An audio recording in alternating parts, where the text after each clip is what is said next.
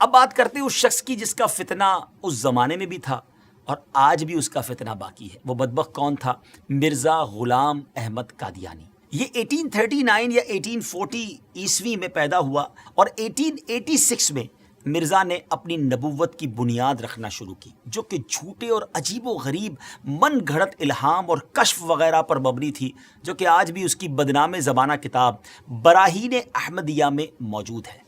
اس کے بعد مرزا قادیانی نے 1901 ایئر میں حقیقی نبوت کا دعویٰ کر دیا۔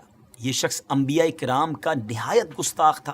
حضرت عیسیٰ علیہ السلام کے بارے میں لکھتا ہے کہ آپ علیہ السلام کے بہت سے معجزے مشہور ہیں، لیکن حق بات یہ ہے کہ آپ سے کوئی معجزہ ظاہر نہیں ہوا، معاذ اللہ۔ دعوی نبوت کے بعد مرزا کی رگ شیطانی مزید بھڑکی تو اس نے خدائی کا دعویٰ کر ڈالا۔ لکھتا ہے کہ میں نے نیند میں اپنے آپ کو ہو بہو اللہ دیکھا اور میں وہ اللہ ہوں۔ پھر میں نے آسمان و زمین بنائے اور کہا ہم نے آسمان کو ستاروں کے ساتھ سجایا ہے۔ استغفر اللہ، استغفر اللہ۔ دیگر جھوٹے نبوت کے دعوے داروں کی طرح مرزا غلام قادیانی نے بھی کچھ پیشن گوئیاں کی تھیں، مگر ان کا انجام مسیلمہ کذاب کی طرح ہی ہوا۔ چند باتیں بتاتا ہوں اس بارے میں کہ نمبر 1، اس نے اپنے لیے ایک لڑکے کی پیشن گوئی کی کہ کہا تھا کہ انبیاء کا چاند ہوگا اور بادشاہ اس کے کپڑوں سے برکت لیں گے، مگر اس کے ہاں لڑکی ہو گئی تو اس پر کہنے لگا کہ وہی سمجھنے میں غلطی ہو گئی ہے، اب کی بار جو بچہ پیدا ہوگا وہ لڑکا جو ہے وہ انبیاء کا چاند ہوگا۔ اس بار بیٹا تو ہوا مگر چند روز بعد ہی مر گیا۔ بادشاہ تو دور کی بات ہے، کسی محتاج نے بھی اس کے کپڑوں سے برکت نہ لی۔ نمبر 2، اس نے ایک اور پیشن گوئی کی کہ آسمانی بیوی کی پیشن گوئی کی اور اپنی چچا زاد بہن احمدی کو خط بھیجا کہ اپنی بیٹی محمدی بیگم میرے نکاح میں دے دے۔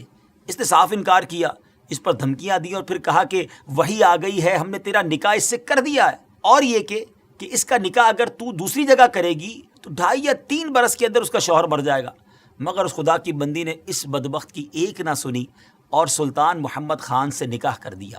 وہ آسمانی نکاح دھرا کا دھرا ہی رہ گیا، کچھ بھی نہ ہوا، وہ شوہر نہ مرا اور نہ کچھ اور ہوا۔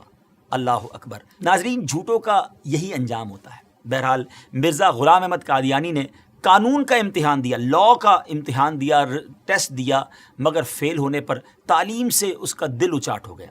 کمزوری دل و دماغ کا مرض پوری عمر رہا، کئی بیماریاں اس کی زندگی میں اس کے ساتھ تھیں۔ 26 مئی 1908 میں یہ لاہور میں اس کو ڈائریا ہوا اور گندگی کے عالم میں، جی ہاں، جب اس کا آخری وقت آیا تو وہ واش روم میں تھا، گندگی میں لت پت تھا اور لوگ اس کی لاش کو دیکھ کر یوں سمجھیے کہ عبرت کا نشان اس کی لاش بن گئی۔ ناظرین، یہ ہے جھوٹے نبی کا انجام۔ ہم سب کو یقیناً یہ یقین ہے، ہمارا ایمان ہے کہ ہمارے آقا علیہ السلام ہی آخری نبی ہیں، اور خود نبی پاک علیہ السلام نے جو فرما دیا لا نبی بعدی، میرے بعد کسی نبی نے نہیں آنا، اور یہی ہمارا ایمان، یہی ہمارا بلیف ہے۔ لیکن ایک بات یاد رکھنی ہے کہ اس طرح کے دعوے کرنے والے، اس طرح کی جرت کرنے والے، اس طرح کا کلیم کرنے والے لوگ اور بھی آئیں گے، کیونکہ علماء کرام نے نبی پاک علیہ السلام کی احادیث سے جو ایکسٹریکٹ کیا ہے، جو شرح بیان کی ہے، وہ یہی ہے کہ قیامت سے پہلے اور بھی نبوت کے دعوے دار آئیں گے۔ ہو سکتا ہے اس دور میں، ہو سکتا ہے کچھ دنوں کے بعد یا کچھ سالوں کے بعد، لیکن مسلمانوں کا شروع سے یہ عقیدہ رہا کہ ان جھوٹے دعوے داروں کی طرف کوئی توجہ نہیں کرنی۔ ہم سب کا عقیدہ، ہمارا بلیف اتنا مضبوط ہونا چاہیے، اور ہے الحمدللہ کہ ہمارے آقا علیہ السلام ہی آخری نبی ہیں۔ کیا خوبصورت قرآن پاک کی سورہ احزاب کی آیت نمبر 40 ہے نا، اللہ تعالیٰ قرآن مجید میں کیا ارشاد فرماتا ہے؟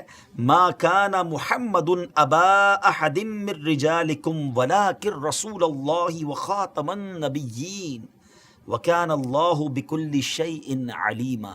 سبحان اللہ، کتنا خوبصورت اس کا ترجمہ ہے۔ محمد تمہارے مردوں میں کسی کے باپ نہیں ہیں، لیکن اللہ کے رسول ہیں اور سب نبیوں کے آخر میں تشریف لانے والے ہیں، اور اللہ سب کچھ جاننے والا ہے۔ تو الحمدللہ یہ چمکتا دمکتا عقیدہ مسلمانوں کا صبح قیامت تک انشاءاللہ جاری و ساری رہے گا کہ اللہ کے آخری نبی جناب محمد الرسول اللہ صلی اللہ تعالیٰ علیہ وسلم ہیں، اور یہی ہمارا ایمان ہے۔ بہرحال ان جھوٹے نبوت کے دعوے داروں کے بارے میں ہم نے جانا، اور علماء احادیث کی شرح کرتے ہوئے لکھتے ہیں کہ یہ نشانی ابھی اور چلنی ہے، یعنی اور لوگ بھی قیامت سے پہلے اس طرح کے دعوے کرتے رہیں گے اور مسلمان ان سے نپٹتے رہیں گے۔ بہرحال اللہ کریم ہم سب کو سچے ایمان والا، صحیح عقیدے والا مسلمان بنائے۔